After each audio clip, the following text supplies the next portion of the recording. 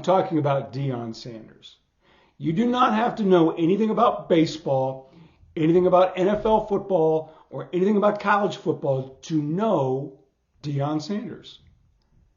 His star wattage and ability to self-promote is unlike anything we've seen in sports and really only has one comp. And there are a lot of similarities between Deion Sanders and Donald Trump. Forget politics. Just remove the politics.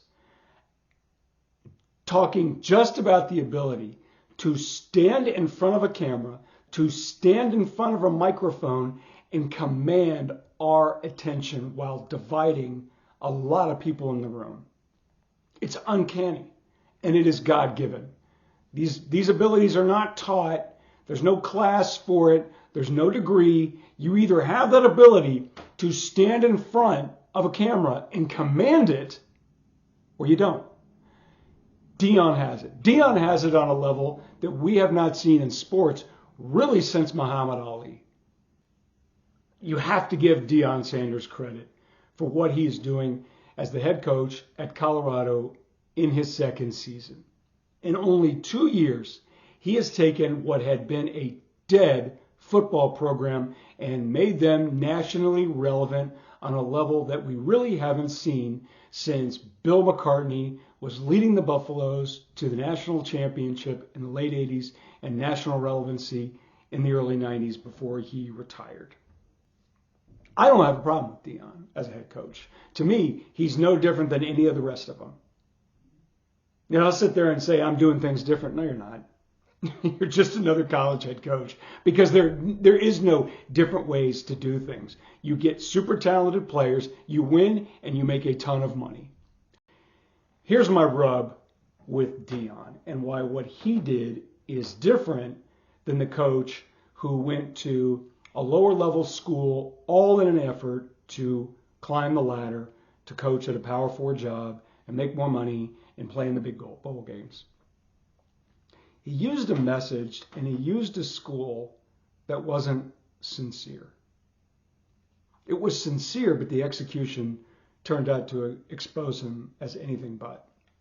For years and years and years, prominent African American sports journalists in this country have lobbied for the best players, who usually are black, in basketball and in football to go to HBCUs.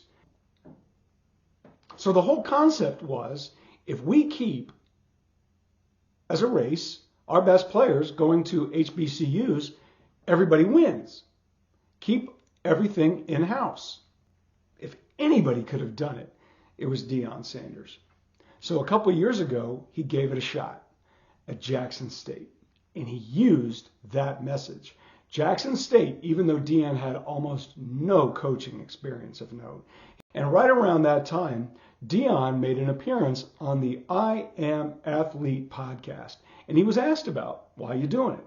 So this is what he said. This is a direct quote. Quote, so how do you compete with Power 5 schools?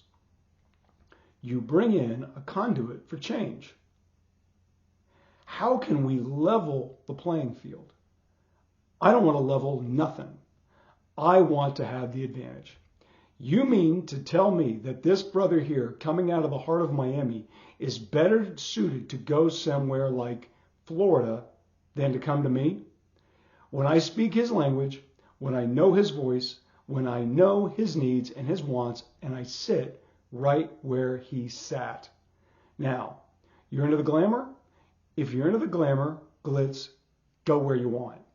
If you're into the real, if you're into the genuine, if you're into let's build this thing and let's get up out of this mess and never look back, you need to ride with me.